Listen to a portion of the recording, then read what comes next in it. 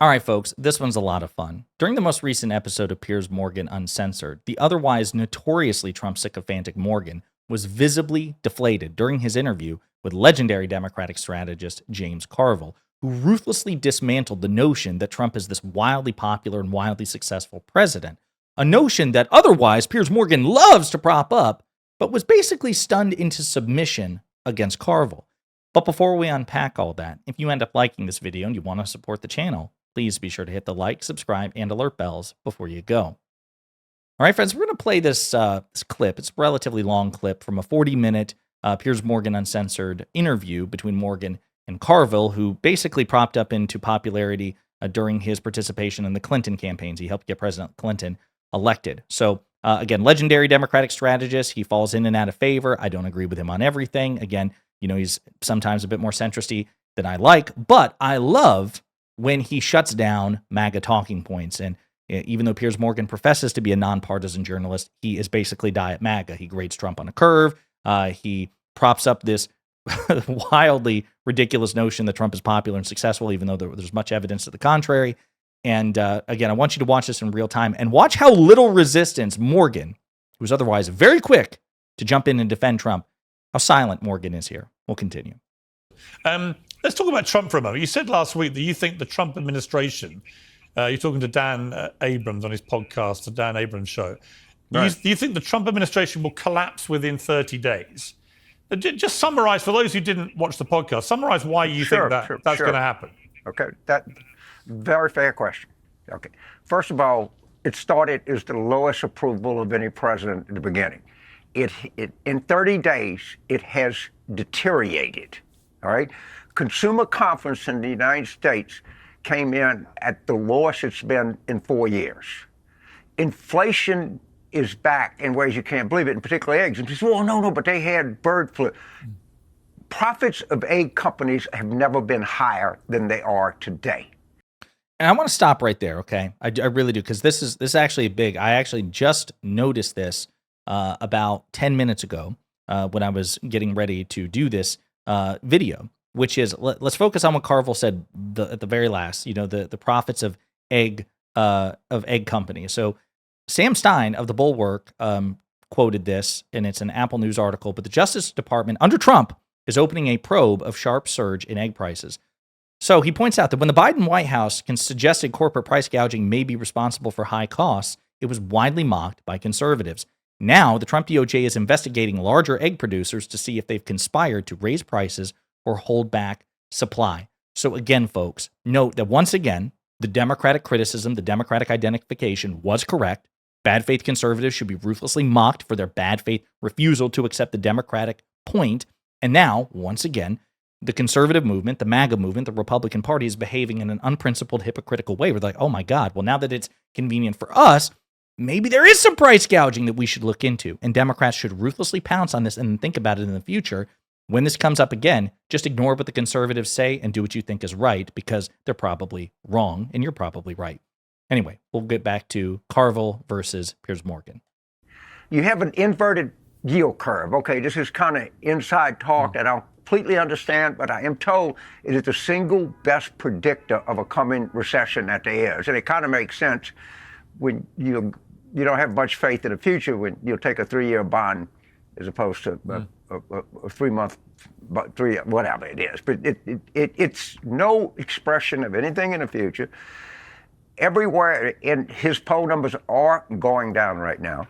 His plan to cut Medicaid and give $4.5 trillion to mostly wealthy people is massively unpopular. And this is not going to do anything but get worse. Sarah Longwell, who does, I think, probably, no way to prove this, more focus groups than any person in American public opinion, says there's already buyer's remorse from Trump voters. We're 33 days anywhere into this. The stock market has been down since he's been in. Inflation has been up. I don't see it. I see it continuing. So we'll go back to the clip in just a second, because quickly the conversation turns to Elon Musk and DOGE in particular. But again, Just important to remember that as of right now, the 538 aggregator for Donald Trump has him underwater. His honeymoon is officially over. Could it start up again in a week? Maybe. I doubt it, but maybe. You never know quite with Donald Trump because political gravity still applies to him, but he's able to bend it in ways that most other politicians, I would argue, including President Obama and President Clinton, simply couldn't. The rules apply, but they're a bit looser for Trump. But he is officially underwater.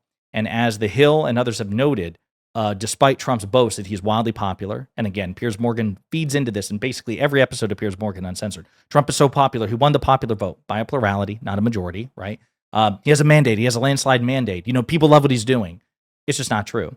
The worm is beginning to turn on Donald Trump. His dishonest blathering notwithstanding, Trump has never earned particularly strong support from American voters. Though he frequently praises himself for winning the popular vote, which he lost in his 2 other attempts. In 2016, when he won the presidency, he lost the popular vote by 3 million votes to Hillary Clinton herself, a pretty unpopular candidate, pretty controversial candidate. So yes, even Hillary Clinton was more popular than Donald Trump. Joe Biden kicked Donald Trump's ass in the popular vote in 2020 by 7 million votes. So Trump has run for office 3 times, and he's only won the popular vote once, and by a plurality. Anyway, Trump's victory was thin by historical standards. Fewer than 50% of voters cast their ballots for him, while his margin over Vice President Harris was less than 1.5 percentage points. Only 9 presidential elections in our history were won by lesser margins. 19 presidential elections yielded true landslide victories of 10 points or more. Trump's advantage was nowhere close to that. And he's still not particularly popular. Using Gallup data, on average, going back to President Eisenhower, Dwight Eisenhower, presidents earned approval from 60% of Americans in their first February. Trump's February approval rating, 45%, is the lowest on record except for his own rating in February of his first term. So again, compared to Joe Biden, Barack Obama, George Bush, even Bill Clinton, Donald Trump is just not popular. He's just not. And anyone who says otherwise is lying to your face. Now, could that change? Sure, but it hasn't happened yet. So again, Piers Morgan and so many other Trump sycophants are just objectively wrong, per usual. Let's get back to Morgan v. Carville. But there's also been, though, on the counter side, there's also been massive public support for the DOGE stuff that he's doing with Elon Musk. Most Americans like them finding all this waste. Elon, have you seen what? I'm fine. Who's for waste? What have they found? That 100,000 condoms to Gaza? Come on, man. Saying that federal spending has gone up since Trump has taken office. And the people like the idea of getting rid of government inefficiency? Sure they do. Do people like the idea of cutting the CDC or the NIH or customs enforcement or anything like that? Of course they don't. And they're making a huge miscalculation. They are. And again, Piers is just simply wrong about DOGE. Yes, DOGE's aspirations consistently poll popular. Do you want to cut waste, fraud, and abuse? Well, as Carville says, yes, of course. That's popular even among Democrats, right? But then there's a theory of cutting legitimate waste, fraud, and abuse and doing it legitimately, right? Is there a constitutional process with transparency, accountability, oversight, that sort of thing? Is it surgical? And then there's DOGE in practice, DOGE in reality. And the polling is consistently clear on this. Elon Musk is unpopular, period. He's underwater. More people dislike him than like him. That's a fact, and facts don't care about your feelings. His polling is increasingly unpopular, even among Republicans, because they don't like his attitude, his dishonesty, even though they tolerate dishonesty from Trump. It's a weird dissonance. I digress. They don't like his own the libs mentality. They don't like the recklessness. They don't like the corrupt incentives. And they don't like the conflicts of interest. And they don't like the level of seemingly unchecked influence he has over their preferred candidate, Donald Trump. And as I've said, as much as I think that Donald Trump is a terrible president, a terrible person, a threat to democracy, and I do, he was at least on the ballot and elected by the people. He actively campaigned. People knew what they were getting into, and he won the election, whether I like it or not.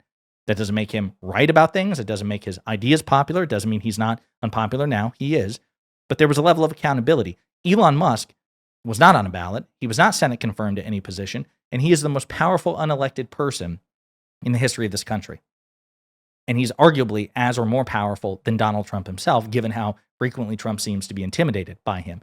People have seen the stories of veterans being cut at a record rate, of nuclear stockpile workers being fired, and then they scramble to rehire them.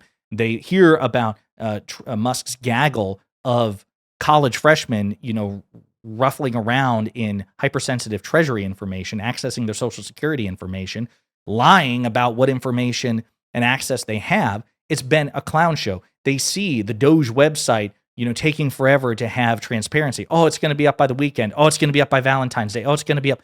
Failing. The fact that they've had to correct their supposed savings records. Oh, we terminated a contract, an unnecessary contract for $8 billion. And it turns out it was 8 million, not billion, right? Orders of magnitude off. So no, Piers is just wrong on that. Or he's deliberately conflating DOGE in theory with DOGE in practice. And so Carville was right to point out. And the most recent highly rated poll, Ipsos Reuters, was devastating for Trump and Musk. We went over it the other day, but, just give you some examples. Generally speaking, would you say things are heading in the right direction, or are they off the wrong track? Only 30%, 31% say right direction, 51%, over a majority, say wrong track. What about national politics? 33% say right direction, 50% say wrong track. What about foreign policy? 33% say right direction, 49% say wrong track. What about employment and jobs? 33% say right direction, 47% say wrong track. What about how Trump's handling the economy? Only 39% approve, 49% disapprove. Foreign policy, 37% approve, 50% disapprove. Employment and jobs, 37% approve, 47% disapprove. Dealing with Congress, 38% approve, 45% disapprove. International trade, 36% approve, 51% disapprove. Taxation, 37% approve, 46% disapprove, because taxing the middle class and lower class and giving tax relief to the rich, people don't like that. People want the rich to be rightly taxed a hell of a lot more than middle and lower classes. They want the tax burden to sit squarely on the rich. What about corruption? 39% approve of how Trump is handling corruption, 47% disapprove. He's just getting his ass kicked in more issues than not. He simply is. Again, could that change? Of course it could change. But we're dealing with reality as it is, not what Piers Morgan desperately wants it to be. So I thought that, again, James Carville, I think he's 80-something years old at this point. I don't agree with him on everything. Again, much too centristy for me on a lot of issues, but he's a good debater. He's fearless, and he has such a relative command of the facts and confidence that even Piers Morgan, who is no dummy, Piers Morgan is not stupid. If anything, Piers Morgan is just disingenuous. Even he felt too intimidated to try to speak up on Trump's behalf in Trump's defense. That tells you something. In the meantime, let me know what you think in the comments.